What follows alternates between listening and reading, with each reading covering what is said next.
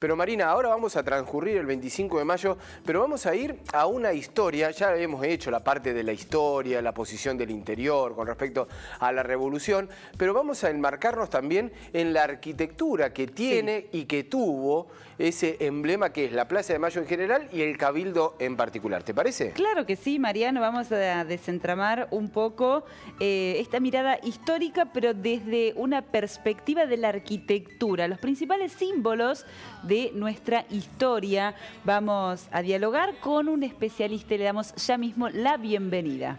¿Cómo le va Rudolf? Así se lo conoce, ese Rodolfo Lichtenstein, que está en contacto con nosotros. ¿Cómo le va, arquitecto? Muy buenos días y muchas gracias por estar allí en la mañana de Telediario Federal. No, es un placer, buen día. ¿Cómo andan a vos y a tu audiencia? ¿Qué tal? Bien, bueno, el emblema que se nos viene rápidamente cuando uno habla de 25 de mayo es esa revolución frente al Cabildo. ¿Qué podemos decir del Cabildo de la República Argentina? De Buenos Aires. ¿Qué no podemos decir? Imagínate que como arquitecto te voy a decir algo que es muy importante. La arquitectura en sí misma no existe. Lo que existe es la obra de arquitectura. Y para entender la obra de arquitectura tenés que entender el contexto. El Cabildo, cuando vos lo mirás, yo te lo puedo describir con todas las características que gustes, es oficio docente, eso. Pero la historia que rodea al Cabildo, sus procesos de transformación, incluso las mutilaciones que sufrió a lo largo de la historia por estilos que estaban de moda y no, hacen de que cuando vos ves al Cabildo, automáticamente te activás en la semana de mayo. Sí. Y es muy emotivo ponerse a pensar, porque es un edificio que está desde la historia, desde los orígenes, desde la fundación de Buenos Aires, desde las legislaciones indianas, que son todas las reglas urbanísticas que dieron razón de ser al Cabildo, y que si no había Cabildo, no había jurisprudencia, porque hasta que se inventaron las casas de gobierno, las municipalidades y demás a fines del siglo XIX, el Cabildo era todo. Bueno, ¿y cómo ha ido? Sabemos que en su historia ha sufrido muchísimas modificaciones, pero en términos generales, ¿qué podemos decir del cambio de ese Cabildo de 1810 al que conocemos hoy en el 2020? Es como diría un gran maestro, amigo mío, que tenés tiempo. Es decir, el Cabildo es todas las consecuencias y la idiosincrasia que sufrió a lo largo del proceso. Ponete a pensar esto.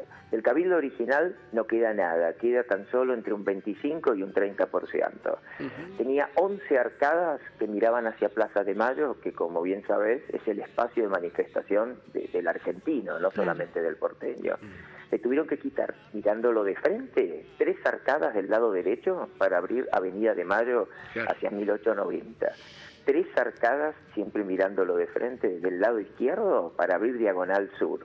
La torre se la tiró abajo, se le hizo el estilo neoclásico, se la volvió a tirar abajo, se la levantó más alta, se la refaccionó en 1940 por un gran arquitecto, fue Mario Buschiazzo, para darle mínimamente un sentido de lógica con respecto a la mutilación que sufrió, y el resto en todo el interior y demás se fue respetando la materialidad. Hoy es un museo muy bello, pero prácticamente de la originalidad del siglo XVIII, que era entre un 25 y un 30%.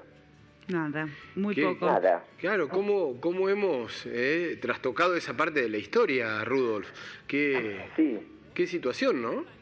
Sí, coincido plenamente contigo. Vos sabés, yo, hago muchas caminatas urbanas, ahora obviamente están suspendidas, pero cuando me paro frente al Cabildo con gente, incluso con no arquitectos, y te juro que siento como que se te cierra la garganta y te pones a pensar, pucha, estoy explicando historias y de la historia queda nada, y cuando me pongo a pensar en la grieta actual, esa grieta ya está en nuestra historia, ¿entendés?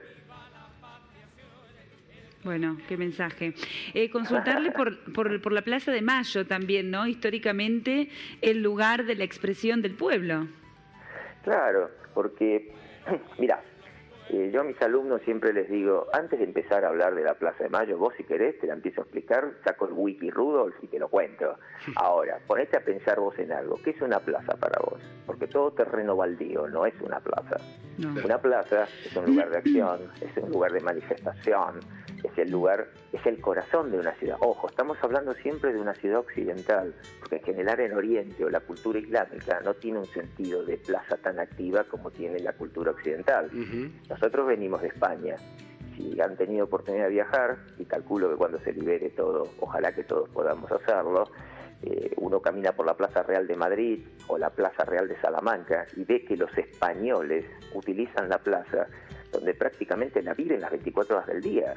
Nosotros venimos de ese contexto, y Plaza de Mayo, desde que se fundó la segunda fundación de Buenos Aires, dejemos de lado la primera, que fue una aldea, podríamos decir, pero la segunda ya vino con todo un proceso logístico más fuerte de Asunción del Paraguay, y ya automáticamente esa plaza era el corazón de la ciudad, y en torno a ella ya se pone el fuerte, la catedral, y el cabildo, las recobas, y luego la recoba de Buenos Aires, que dividían dos originalmente a la plaza, hoy lamentablemente demolida, y en el lugar donde estaba esa recoba, hoy corrieron la Pirámide de Mayo.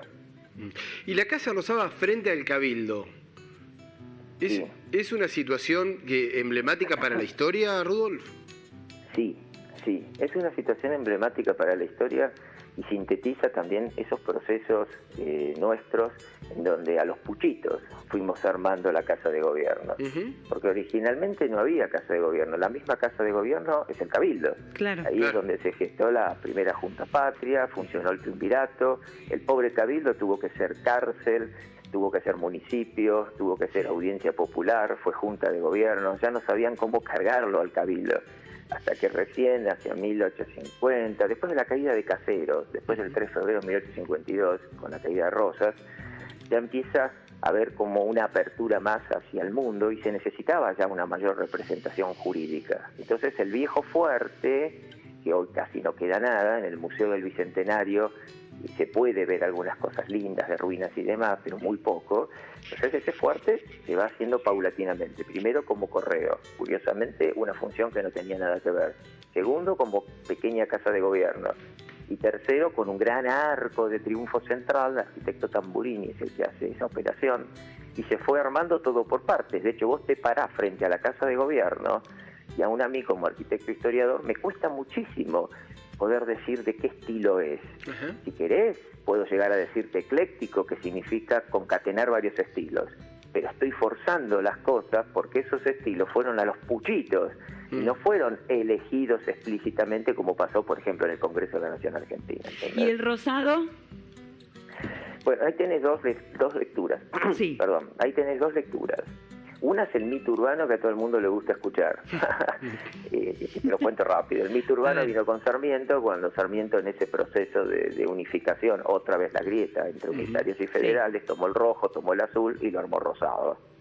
Eso tiene algo de veracidad, pero la verdadera razón, yo como tipo pragmático, investigador, te digo que en la época colonial siempre a la cal se le agregaba sangre de bovino, sangre de ganado y a veces grasa también de caballo para darle compacidad y mayor resistencia a la humedad, porque no había todas las cosas que hay hoy en día.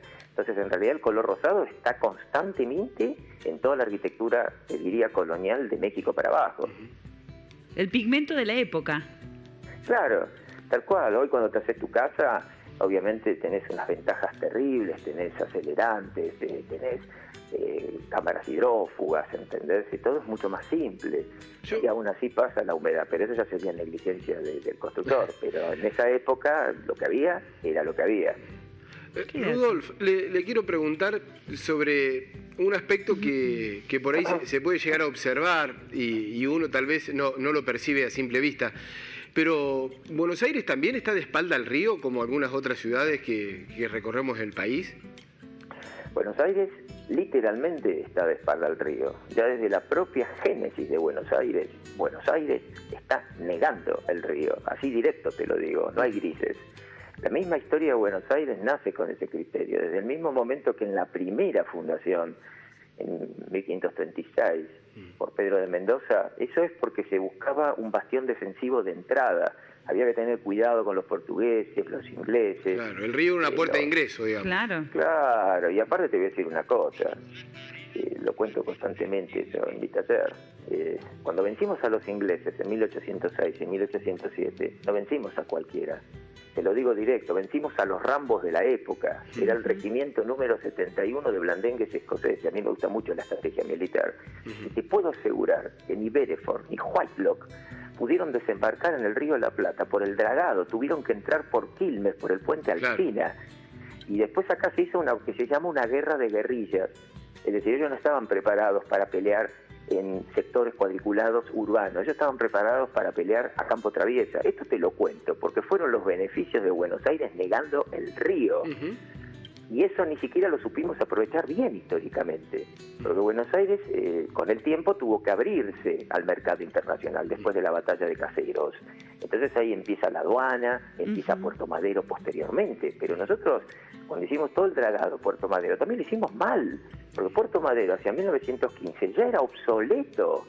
Y entonces todo un proceso de abandono, hasta que después en 1989 vino la Corporación Puerto Madero, bueno, claro, sí, ya todo un negocio de especulación inmobiliaria, mi forma de ver.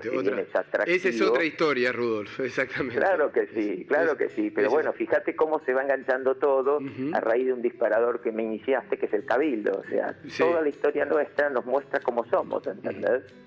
Es muy entretenido, muy rico.